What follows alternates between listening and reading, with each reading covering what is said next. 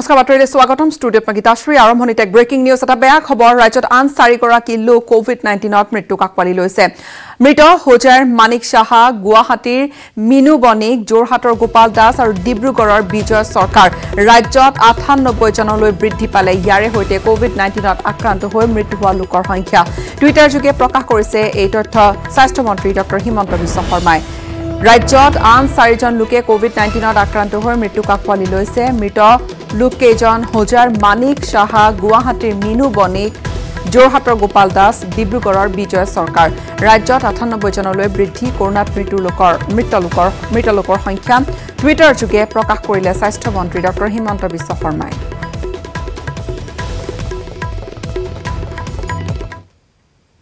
লখিমপুৰত 2 কৰোনা আক্ৰান্ত পলায়ন কৰিছে আৰু ইয়াকে লৈ আতংক পলাতক ইজাজুল আলী আৰু আমিনুল শেখ দেহত কৰোনা ধৰা পৰাৰ পিছতে পলায়ন কৰিলে দুয়োজন লোকে বৃহস্পতিবাৰে লখিমপুৰৰ খেলমাটিত স্বাস্থ্য বিভাগে কৰিছিল বহু লোকৰ এন্টিজেন টেষ্ট 11 জন লোকৰ শৰীৰত ধৰা পৰিছিল কোভিড-19 পজিটিভ পলাতকক বিচাৰি চলাত কৰিছে স্বাস্থ্য বিভাগে জিলাখনত এই পৰ্যন্ত চিনাক্ত হৈছে 632 জন কৰোনা পজিটিভ লোক আৰু ইয়াৰে মৃত্যু ঘটিছে এজন লোকৰ দুগৰাকী লোকে পলায়ন কৰিছে আৰু ইয়াকে লৈ এটা আতংকময় পৰিৱেশ লখিমপুৰৰ 2 কৰোনা আক্ৰান্ত ৰোগীয়ে পলায়ন কৰাৰ পিছতে হাহাকাৰ লাগে পলাতক লোক দুজন ইজাজুল আলী আৰু আমিনুল শেখ আৰু দেহত কৰোনা ধৰা পৰাৰ পিছতে পলায়ন কৰিছে লোক দুজনে বৃহস্পতিবাৰে লখিমপুৰৰ খেলমাটিত স্বাস্থ্য বিভাগে কৰিছিল বহু লোকৰ এন্টিজেন টেষ্ট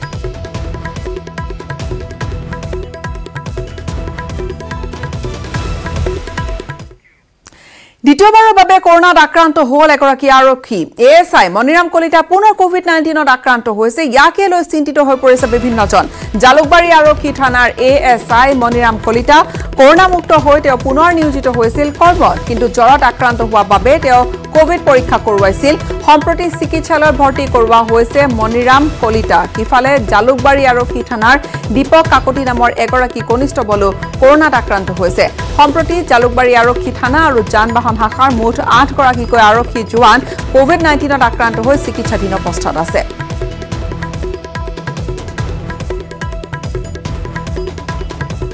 সুশান্ত সিং ৰাজপুতৰ পিতৃৰ গোচৰৰ সন্দৰ্ভত প্ৰতিক্ৰিয়া প্ৰথমবাৰৰ বাবে প্ৰকাশ কৰিলে অভিনেত্ৰী ৰিয়া চক্ৰৱৰ্তীয়ে ভগৱান আৰু আইনৰ ওপৰত বিশ্বাস ৰাখিছে বুলি মন্তব্য কৰি ৰিয়াই কয় যে সত্যৰ সদায় জয় ৰিয়াই সুশান্তৰ পৰা 15 কোটি টকা হৰলুকি কৰাৰ এটা গুৰুতৰ অভিযোগ উত্থাপন কৰি সুশান্ত সিঙৰ পিতৃয়ে তৰিছিল এটা গোচৰ আৰু সেই অনুসৰি বিহাৰ আৰক্ষীয়ে তদন্ত চলাই গৈছে তাৰ মাজতে ৰিয়া চক্ৰৱৰ্তীৰ এই ভিডিঅ এটা সৰু ভিডিঅ তেওঁ স্পষ্ট কৰিছে ৰিয়া চক্ৰৱৰ্তীয়ে অভিনেত্ৰী গৰাকীয়ে যে সত্যৰ সদায় জয় সত্যৰ জয় হ'ব ট্ৰুথ উইল প্ৰিভেইল বুলি মন্তব্য কৰিছে আৰু প্ৰতিক্ৰিয়া এই ধৰণে প্ৰথমবাৰৰ বাবে তেওঁ অভিযুক্ত হোৱাৰ পিছতে তেওঁ পিতৃ অভিযুক্ত কৰাৰ পিছতে তেওঁ এই ধৰণে প্ৰতিক্ৰিয়া ব্যক্ত কৰিছে I have immense faith in God and the judiciary. I believe that I will get justice. Even though a lot of horrible things are being said about me in the electronic media, I refrain from commenting on the advice of my lawyers as the matter is sub judice. Satyamir Jayate. The truth shall prevail. Unlock 3.0 কি হ'ব অসমত প্ৰযোজ্য হ'ব কি নতুন নিয়ম কিহত আহিব শিথিলতা ৰাজ্যিক স্বাস্থ্য মন্ত্ৰী পীযুষ হাজৰিকাই স্পষ্ট কৰিলে আনলক 3 ৰ প্ৰতিটো নীতি নিৰ্দেশনা আহি আছে আনলক 3 আনলক 3 কি হ'ব অসমত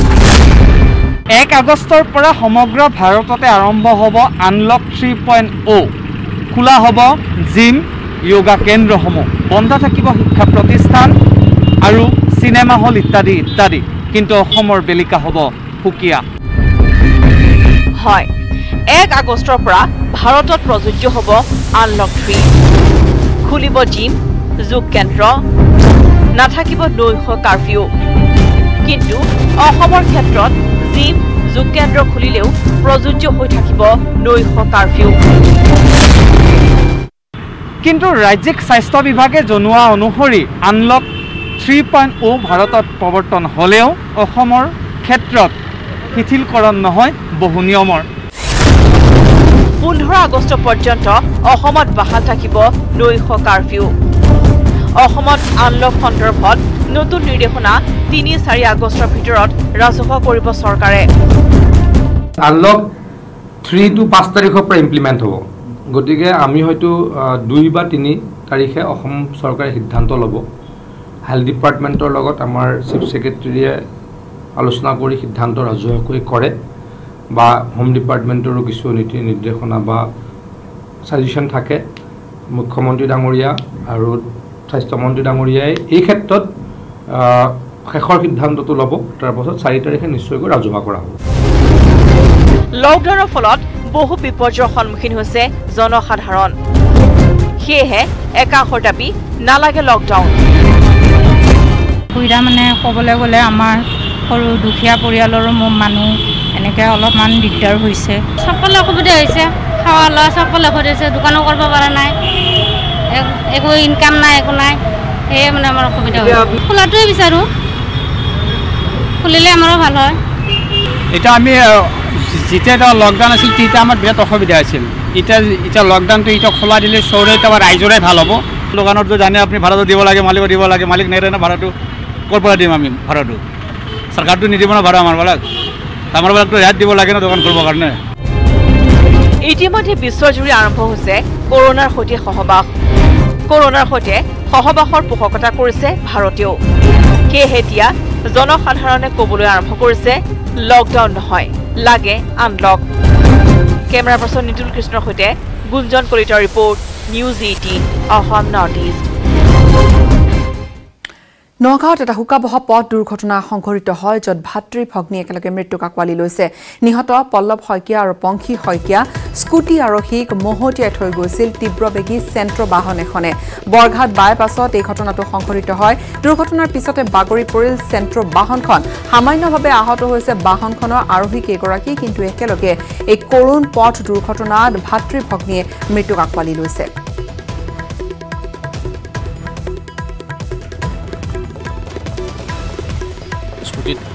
ডিভাইডাৰ ক্ৰছিং পাৰ হ'বলৈ ধৰোঁতে গুৱাহাটী ছাইডৰ পৰা অহা এখন I-20 খুন্দা মাৰি পেলাই তেওঁলোকক জখম কৰিছে আৰু ল'ৰাজন মৃত্যু হৈছে কিমানজন মানুহ আছিলে মানুহ টোটেল আছিলে I-20খনত 3জন আছিলে আৰু স্কুটিখনত 3জন আছিলে ছোৱালী 2জনী আৰু ল'ৰাজনৰ সৈতে গতিকে আমি লগে লগে থানাৰ পৰা আহি দিনক ধাবাৰ ওচৰত উপস্থিত হ'লোঁ উপস্থিত হৈ লগে লগে ছোৱালীকেইজনী মেডিকেল পঠালোঁ জহি খহি যোৱা ফণী শৰ্মাৰ সমাধি ক্ষেত্ৰ নিৰ্মাণৰ বাবে চৰকাৰে মুকলাই দিছে 1.5 কোটি টকা এই ধনেৰে শীঘ্ৰে নিৰ্মাণ কাৰ্যসূচী আৰম্ভ হ'ব নটসূৰ্যৰ সমাধি ক্ষেত্ৰৰ আৰু এইখন চৰকাৰৰ কাৰ্যকালতে আচলতে সমাধি ক্ষেত্ৰ সম্পূৰ্ণ কৰাৰ অংগীকাৰো লৈছে মুখ্যমন্ত্ৰী সৰ্বানন্দ সোণোৱালে সিটি ইনফ্ৰাষ্ট্ৰাকচাৰ ডেভেলপমেণ্ট প্ৰজেক্টৰ অধীনত 1.5 কোটি টকা অনুমোদন দিয়া হৈছে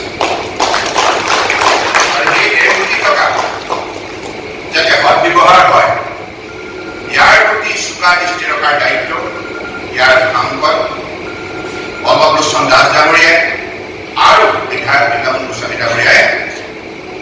আপোনালোকৰ লৈ এই দায়িত্ব পালন কৰিব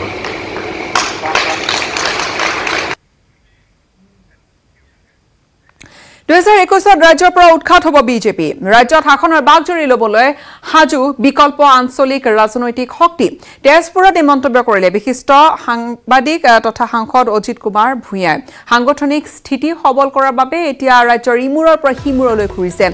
অজিত কুমাৰ ভূঞা অসমত যিমান জাতীয় সংগঠন আছে জাতীয়বাদত বিশ্বাসী আঞ্চলিকতাবাদত বিশ্বাসী ব্যক্তি আছে সকলোকে লৈ আঞ্চলিকতাবাদক প্ৰথমে শক্তিশালী কৰি ল'ব খুজিছোঁ তাৎক্ষণিকভাৱে যিহেতু 2021 নিৰ্বাচন সমাগত তাতো এটা ভূমিকা পালন কৰাটো আমাৰ কৰ্তব্য হিচাপে বিবেচনা কৰিছোঁ আমি ইয়ালৈকে কংগ্ৰেছ আৰু AIDFৰ লগত কোনো ধৰণৰ মিত্ৰতা আলোচনা কৰা নাই প্ৰচাৰ চলিছে কিবাকিবি বাকী যিবোৰ বিৰোধী দল সকলোৰে লগত আমি বহিছোঁ সৰু সৰু দলবিলাকৰ লগত সময়ৰ দাবীৰ প্ৰতি সহায় জনাই ৰাইজে বিচৰাৰ ধৰণে আমি ৰণকৌশল ৰচনা কৰিম আৰু ৰণকৌশলৰ অংশ হিচাপে হয়তো বিৰোধী ঐক্যৰ যিটো প্ৰচেষ্টা তাত আমি সৰ্বাধিক গুৰুত্ব আৰোপ কৰিম অখিল গগৈক ভয় কৰি তেওঁলোকে নিৰ্বাচনলৈকে ভয় সোমোৱাই ৰাখিব খুজিছে কিন্তু যিমানে তেওঁ বন্দী কৰি ৰাখিছে সিমানে তেওঁৰ জনপ্ৰিয়তা বৃদ্ধি পাইছে অসমত তেওঁৰ মুক্তি দাবী লৈ পেলাই আন্দোলন যথেষ্ট জোৰদাৰ হৈছে অৱশেষত সদৌ অসম ছাত্ৰ সন্থাই তেওঁৰ মুক্তিৰ বাবে আন্দোলন কৰিবলৈ বাধ্য হৈছে অখিল গগৈ জেলত থাকিলেও চৰকাৰ এতিয়া বিপদ নাথাকিলেও বিপদ কৰোণা সংক্ৰান্তত কি ক'ব ইতিমধ্যে চৰকাৰৰ মুখাখন খুলি পৰিছে কৰোণাক লৈ কাৰণ কৰোণা কেন্দ্ৰিক পৰিস্থিতিক তেওঁলোকৰ অনুকূলে নিবৰ কাৰণে তাতে ৰাজনৈতিক অস্ত্ৰ হিচাপে তেওঁলোকে ব্যৱহাৰ কৰিছে গতিকে এইবোৰ কেনেকৈ কৰিছে চবেই দেখিছে গতিকে তেওঁলোকৰ সভা সমিতি কৰি ফুৰিছে আনক একো কৰিবলৈ নিদিয়ে তাৰপিছত আটাইতকৈ ডাঙৰ কথা হৈছে যে কৰোণাক কেন্দ্ৰ কৰি যিবোৰ টকা পইচাৰ কেলেংকাৰী ওলাইছে এতিয়া সেইটোহে আটাইতকৈ বেছি ডাঙৰ কথা হৈছে তাৰ এটা আমি উচিত তদন্ত বিচাৰিছোঁ উচ্চ পৰ্যায়ৰ তদন্ত বিচাৰিছোঁ এক ভয়ংকৰ পৰিণতি স্বামীয়ে প্ৰহাৰ কৰি নৈত বোকাত পেলাই থৈ গ'ল মহিলাক উৰেটো নিশা বোকাত পুত গৈ থাকিল মহিলাগৰাকী নুমলীগড়ৰ দৈগ্ৰুং নৈত এই ঘটনা ঘটিল স্থানীয় লোকে পুৱা উদ্ধাৰ কৰি চিকিৎসালয়ত ভৰ্তি কৰিলে মহিলাগৰাকীৰ স্বামী মদন তাঁতী বৰ্তমান পলাতক অৱস্থাত আছে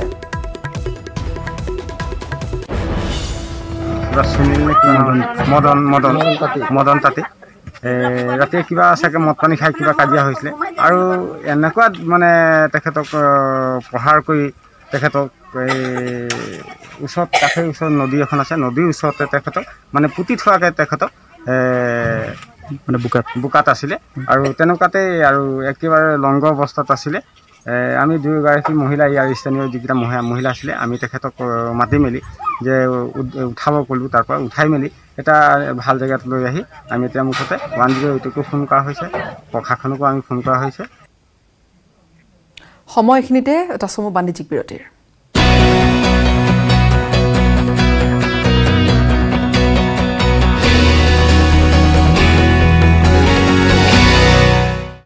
পাঁচমহীয়া লকডাউনে বিধ্বস্ত কৰি গ'ল ৰাজ্যৰ 10টাকৈ গুৰুত্বপূৰ্ণ খণ্ড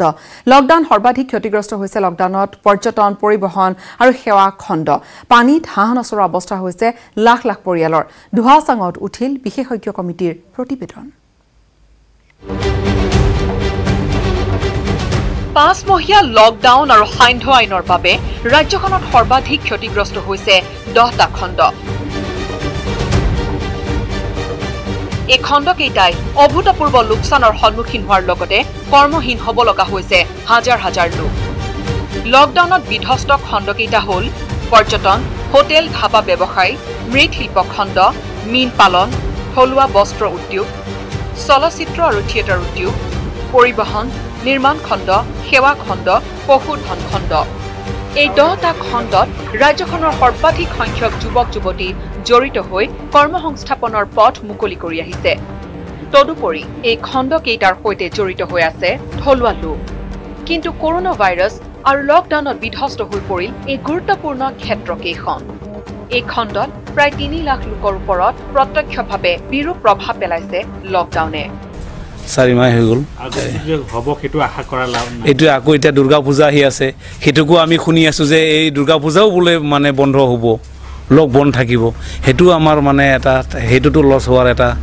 চান্স আছে আমাৰ ঘৰতে পৰি আছে গোটেইখিনি ঘৰতে পৰি আছে আমাৰ মানে সকামো এটা হ'বলৈ না এতিয়া নিদিয়ে এতিয়া বলবম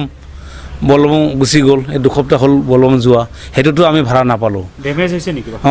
বস্তুবিলাক ডেমেজ হৈ আছে লাহে লাহে কিন্তু লকডাউনৰ পাছত পুনৰুজ্জীৱিত হ'বনে এই 10টা খণ্ড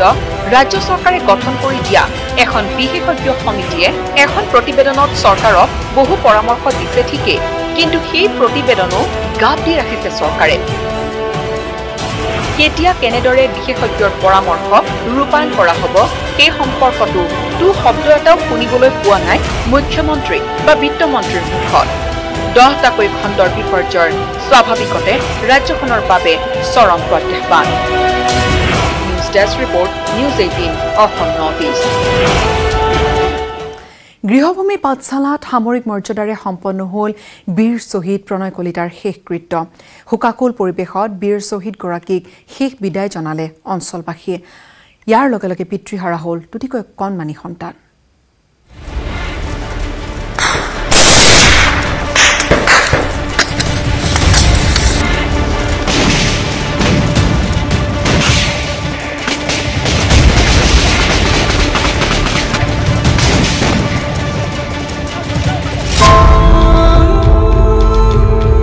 বীৰ শ্বহীদক শেষ বিদায়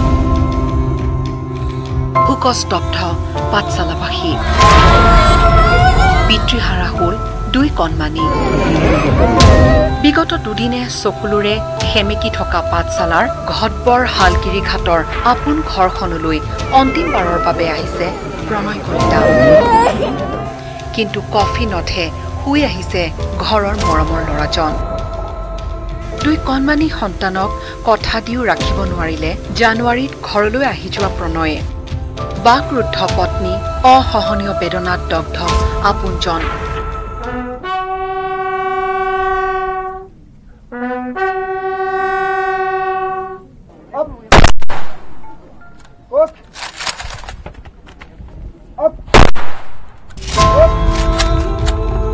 মৃত্যু কি বয়সে বুজিব দিয়া নাই দুই কণমানিক চৌদিশে মাথো হুকাকুল পৰিৱেশ এনেকৈ বৰ্বৰ হত্যাই কোনো সমস্যাৰ সমাধান নকৰে লগতে মাননীয় মুখ্যমন্ত্ৰী মহোদয়ৰ নিৰ্দেশ মৰ্মে তেখেতক আজি ৰাজ্যিক মৰ্যাদাৰে শেষকৃত্য সম্পন্ন কৰা হ'ব আৰু মাননীয় মুখ্যমন্ত্ৰী হৈ মই ইয়াত উপস্থিত আছোঁ শোকসন্তপ্ত পৰিয়ালৰ সমবেদন কৰিছোঁ আৰু তেওঁৰ বিদেহী আত্মাই চিৰশান্তি লাভ কৰক আৰু এনেকৈ হাজাৰজন জোৱান সৃষ্টি হওক তাকে কামনা কৰিছোঁ বীৰ শ্বহীদ গৰাকীৰ নচৰ দেহত শেষ শ্ৰদ্ধাঞ্জলি অৰ্পণ কৰে স্থানীয় আৰক্ষী প্ৰশাসনেও মৃতকৰ ধৰ্মীয় ৰীতি নীতি সম্পন্ন হোৱাৰ পাছতে সামৰিক মৰ্যাদাৰে সম্পন্ন কৰা হয় বীৰ শ্বহীদ গৰাকীৰ অন্ত্যেষ্টিক্ৰিয়া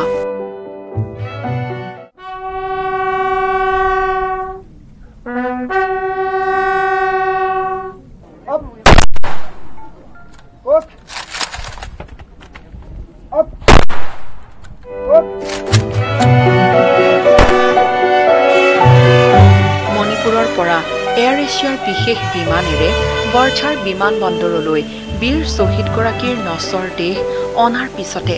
আৰক্ষী আয়ুক্ত মুন্না প্ৰসাদ গুপ্তা CISF কমাণ্ডেণ্ট লালমোহন ঠাকুৰৰ লগতে শ্ৰদ্ধাঞ্জলি জ্ঞাপন কৰে বিমানবন্দৰ কৰ্তৃপক্ষ আৰু আৰক্ষীৰ লোকসকলে যোৱা 29 তাৰিখে মণিপুৰৰ চণ্ডেল ডিষ্ট্ৰিক্টত ভাৰত মায়ানমাৰ সীমান্ত অঞ্চলত উগ্ৰপন্থী বিৰোধী অভিযানত তেখেত শ্বহীদ হৈছে তেখেতৰ আত্মবলিদানক আমি অসম আৰক্ষীৰ তৰফৰ পৰা আমি সন্মান জনাইছোঁ বিগত 29 জুলাইত অসম ম্যানমাৰ সীমান্তৰ মণিপুৰৰ চান্দেল জিলাৰ জাজিক টাম্পাকত উগ্ৰপন্থীৰ ভয়ংকৰ এম্বুছত শ্বহীদ হৈছিল 4ৰ্থ আছাম ৰাইফলছৰ হাবিলদাৰ প্ৰণয় কলিতা 2001 চনত ডিমাপুৰত 4ৰ্থ আছাম ৰাইফলছত যোগদান কৰিছিল প্ৰণয় কলিতাই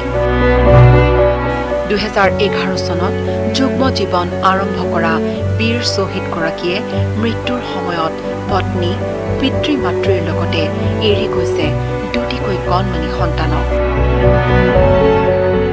পাঠশালাৰ পৰা ধ্ৰুৱজ্যোতি তালুকদাৰ আৰু আজাৰাৰ পৰা ধ্ৰুৱজ্যোতি কলিতাৰ report news 18 Asom north east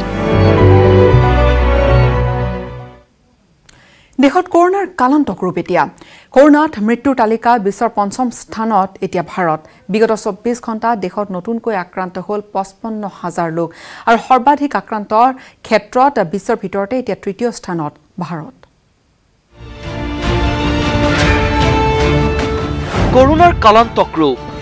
কৰোনাত মৃত্যুৰ তালিকাত বিশ্বৰ ৫ম স্থানত ভাৰত বিগত ২৪ ঘণ্টাত দেশত ৫৫,০০০জন লোক নতুনকৈ আক্ৰান্ত সৰ্বাধিক আক্ৰান্তৰ ক্ষেত্ৰত বিশ্বৰ ভিতৰতে তৃতীয় স্থানত ভাৰত শেহতীয়াকৈ বিশ্বৰ ভিতৰতে মহামাৰী কৰোনাই জটিল ৰূপ লৈছে ভাৰতবৰ্ষত আমেৰিকা আৰু ব্ৰাজিলৰ পাছতে আক্ৰান্তৰ তালিকাত স্থান লাভ ভাৰতৰ যেন এতিয়াহে ভাৰতৰ বাবে আহিছে আটাইতকৈ কঠিন প্ৰত্যাহ্বান কাৰণ ৩০ জানুৱাৰীত কেৰালাত প্ৰথমজন কোভিড আক্ৰান্ত চিনাক্ত হৈছিল ইয়াৰ ১১০ দিনৰ পিছত দেশত আক্ৰান্তৰ সংখ্যাই অতিক্ৰম কৰিছিল ১ লাখৰ সীমা কিন্তু তাৰ পিছত মাত্ৰ ৭৩ দিনত দেশত আক্ৰান্ত হৈছে প্ৰায় ১৫,৬০,০০০ অতি উদ্বেগজনক তথ্যটো হ'ল দেশত মুঠ আক্ৰান্তৰ ৬০% আক্ৰান্ত হৈছে জুলাই মাহতে কৰোনাত ৫০% লোকৰ মৃত্যু হৈছে দেশত কৰোনা সংক্ৰমণৰ হাৰ কমাবলৈ মাৰ্চত কেন্দ্ৰীয় চৰকাৰে দিয়া লকডাউন শিথিল কৰি দিয়াৰ পাছতে হুৰাহুৰে বাঢ়িছে সংক্ৰমণ বৰ্তমানলৈ দেশত 1,88,32,970 জন লোকৰ পৰীক্ষা সম্পন্ন কৰা হৈছে আৰু শুকুৰবাৰলৈ দেশত আক্ৰান্তৰ হাৰ হৈছে গৈ 8.57%। ইফালে শুকুৰবাৰলৈ দেশত আৰোগ্যৰ হাৰ হৈছে 64.54%। কিন্তু আটাইতকৈ ভয়ংকৰ তথ্যটো হ'ল দেশত আক্ৰান্তৰ সংখ্যা বৃদ্ধিৰ হাৰ আমেৰিকা আৰু ব্ৰাজিলতকৈ অধিক। আমেৰিকাত আক্ৰান্তৰ বৃদ্ধিৰ হাৰ 1.6% আৰু দ্বিতীয় স্থানত থকা ব্ৰাজিলত আক্ৰান্তৰ বৃদ্ধিৰ হাৰ 2.3%। কিন্তু ইয়াৰ বিপৰীতে আক্ৰান্তৰ বৃদ্ধিৰ হাৰ ভাৰতবৰ্ষত সৰ্বাধিক 3.6%। অৰ্থাৎ নিচেই কম দিনৰ ভিতৰতে আমেৰিকা আৰু ব্ৰাজিলক অতিক্ৰমি ভাৰত বিশ্বৰ সৰ্বাধিক কৰোনাত বিপৰ্যস্ত দেশত পৰিণত হোৱাৰ সম্ভাৱনাই অধিক। News desk, news 18, Asom north east. আমেৰিকাত অজানা বীজৰ আতংক। চীনৰ পৰা আমেৰিকাৰ বহু লোকলৈ প্ৰেৰণ কৰা হৈছে অজানা গছৰ বীজৰ টোপোলা। কুৰিয়াৰ যোগে অহা এনে বীজৰ টোপোলা নুতুলিবলৈ আৰু নুৰুবলৈ আমেৰিকাবাসীক সতৰ্ক কৰি দিছে আমেৰিকাৰ কৃষি বিভাগে। এই প্ৰতিবেদন আগবঢ়াই বিদায় লৈছো। ধন্যবাদ, শুভৰাত্ৰি। ৰহস্যময় গছৰ বীজ, মেইল বক্সত হঠাৎ আবিৰ্ভাৱ এনে বীজৰ। কি এই বীজ? আমেৰিকাত তোলপাৰ। ভাবি চাওক, আপোনাৰ ঘৰত যদি কুৰিয়াৰ যোগে হঠাৎ এটা টোপোলা কোনোবাই ডেলিভাৰ কৰি থৈ যায় আপুনি গম নোপোৱাকৈয়ে, আৰু টোপোলা খুলিয়েই দেখে পেকেটত আছে গছৰ গুটি। আপুনি হয়তো ভাবিবলৈ বাধ্য হ'ব যদিহে তেনে কোনো বীজৰ আপুনি অৰ্ডাৰেই দিয়া নাছিল। আচলতে এনে ঘটনাই এতিয়া আমেৰিকাবাসীক শংকিত কৰি ৰাখিছে। বহুতৰে ঘৰে ঘৰে মেইল বক্সত ডেলিভাৰ হৈছে এনে টোপোলা, য'ত উল্লেখ আছে চীনৰ ঠিকনা। একাংশই জনোৱা মতে কিছুমান পেকেটত লিখা আছে চীনৰ ভাষাও। চীন দেশৰ পৰা কোনে প্ৰেৰণ কৰিলে এই গছৰ গুটিবোৰ? প্ৰশ্ন আমেৰিকাবাসীৰ। ইতিমধ্যে মাৰ্কিন যুক্তৰাষ্ট্ৰৰ কৃষি বিভাগে সতৰ্ক কৰি দিছে জনসাধাৰণক। ভুলতো নুৰুব এই বীজ, হ'ব পাৰে ভয়ংকৰ পৰিণতি। এনে বীজে নাশ কৰিব পাৰে থলুৱা খেতি বাতি, জীৱ বৈচিত্ৰ্য। তেনে টোপোলা পালে তৎক্ষণাৎ খবৰ দিয়ক কৰ্তৃপক্ষক, কিয়নো এয়া হ'ব পাৰে এক ভয়ংকৰ কেলেংকাৰী। News desk, news 18, Asom north east.